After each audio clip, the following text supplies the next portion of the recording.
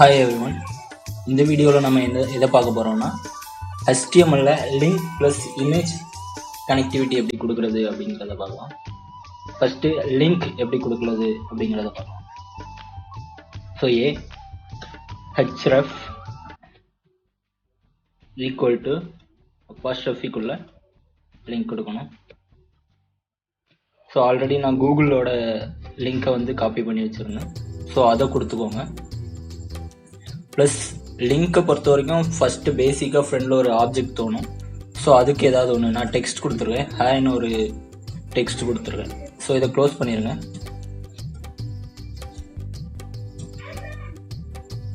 So save பண்ணுங்கள். File சேவஸ் link.html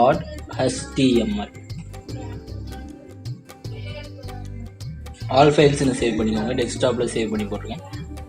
so run பண்ணுறோம். ஹாய்னு வந்துருக்கு. ஸோ இது கொஞ்சம் சின்னதாக இருக்குது. இந்த ஹாயை கிளிக் பண்ணால் ஸோ கூகுளுக்கு போகுது. ஸோ அவ்வளோதான். இதே லிங்க் இதில் இமேஜையும் கொண்டு வரலாம். எப்படி கொண்டு வரலான்னா இதை எடுத்துக்கோங்க. டெஸ்க்டாப்பில் ஒரு இமேஜை சேவ் பண்ணி போட்டுக்கோங்க. நான் லோகோ ஆர்எஸ்னு ஒரு இமேஜ் சேவ் பண்ணி போட்டிருக்கேன். So logo space rs.jpg. So இப்படி சேவ் பண்ணிக்கிறேன்.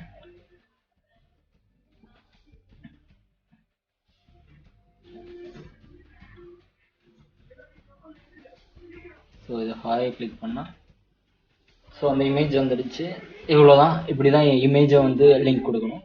ப்ளஸ் இமேஜுக்குன்னு தனியாக ஒரு இது இருக்குது. ஸோ இந்த டேகை என்ன டேகாக மாற்றுறோன்னா இமேஜ் டேகாக மாற்றுறோம். img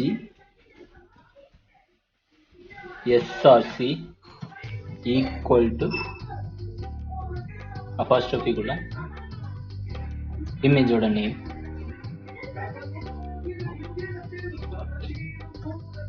logo rs dot jpg. So அந்த இது தேவையில்லை, இதை எடுத்துக்கலாம். ஸோ சேவ் பண்ணிக்கிறோம்.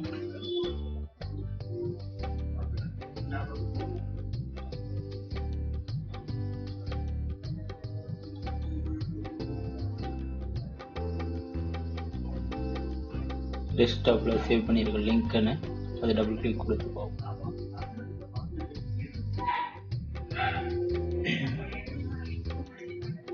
தப்பு இருக்கு இல்லை. ஸோ ரொம்ப பெருசாக இருக்குது விண்டோ. அதை வந்து மினிமைஸ் பண்ணிக்கலாம். ஸோ வந்துருச்சு. இவ்வளோதான் லிங்க் கொடுக்குறதும் இமேஜ் செட் பண்ணுறதும்.